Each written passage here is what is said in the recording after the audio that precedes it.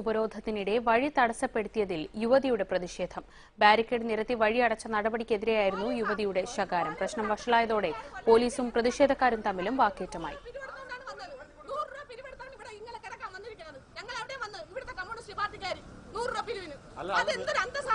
നാട്ടുകാർക്ക് വേണ്ടിയാ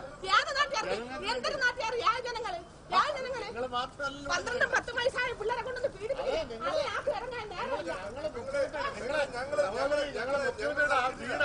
ഉപരോധിക്കുന്ന ഈ റോഡില്ല ഞങ്ങളെ തടസ്സപ്പെടുത്തിയിട്ടില്ല.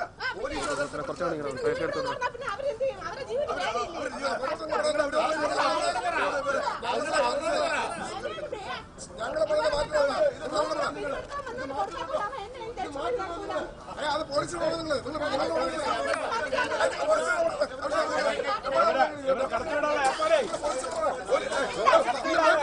മാറ്റുന്നുണ്ടോ?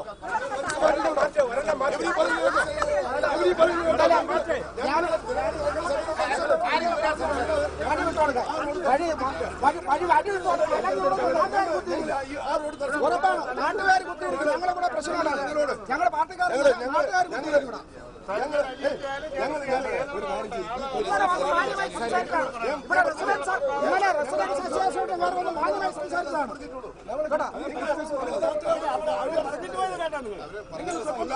അല്ല ഇന്നലെ അസിസ്റ്റന്റ് കമ്മീഷണറുടെ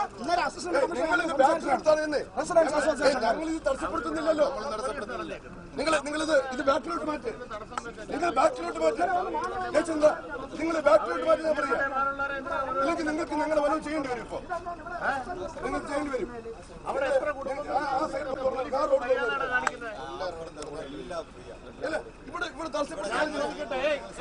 ഞാൻ ചോദിക്കട്ടെ, നിങ്ങൾ എത്ര കുടുംബങ്ങളാണ്?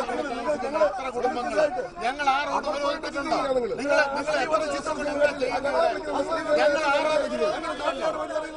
ഞങ്ങൾ ആ റോഡ് ഉപരോധിക്കാൻ മര്യാദക്കല്ലേ പെരുമാറണം.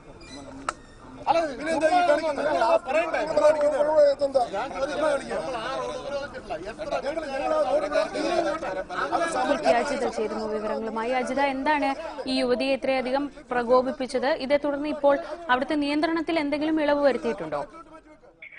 ശ്രീജ, ക്ലിഫ് ഹൌസ് ഉപരോധത്തിനിടെയാണ് ഇപ്പോൾ നമുക്ക് കണ്ട സംഭവം ഉണ്ടായത്.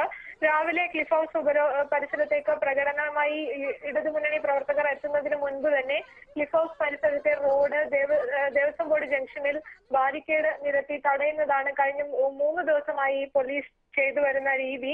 ക്ലിഫ് ഹൌസ് പരിസരത്തും അതുപോലെ ക്ലിഫ് ഹൌസ് കോമ്പൗണ്ടിനകത്ത് നിന്ന് കടക്കുന്ന വഴിയും അതുപോലെ തന്നെ മറ്റൊരു റോഡും കൂട്ടിയാണ് ബാരിക്കേഡ് നിരത്തി തടയുന്നത്. ആ റോഡിൽ ഒരുപാട് താമസക്കാരുണ്ട്. ഇവരുടെ യാത്രാ പ്രശ്നമാണ് ഈ യുവതിയുടെ പ്രതികരണത്തിൽ പ്രതിഫലിച്ചത്. സമീപം താമസിക്കുന്നവരുടെ വലിയ യാത്രാക്ലേശമാണ് ഈ ഒരു സമര രീതിയും അതിനെ നേരിടുന്ന പോലീസ് നടപടിയും കൊണ്ട് നാട്ടുകാർക്ക് ഉണ്ടാകുന്നത്. കുട്ടികളെ സ്കൂളിൽ വിടാൻ പോലും കഴിയുന്നില്ലെന്നായിരുന്നു യുവതിയുടെ പരാതി. പ്രശ്നം വാക്കേറ്റവും ബഹളവും വരെ എത്തി.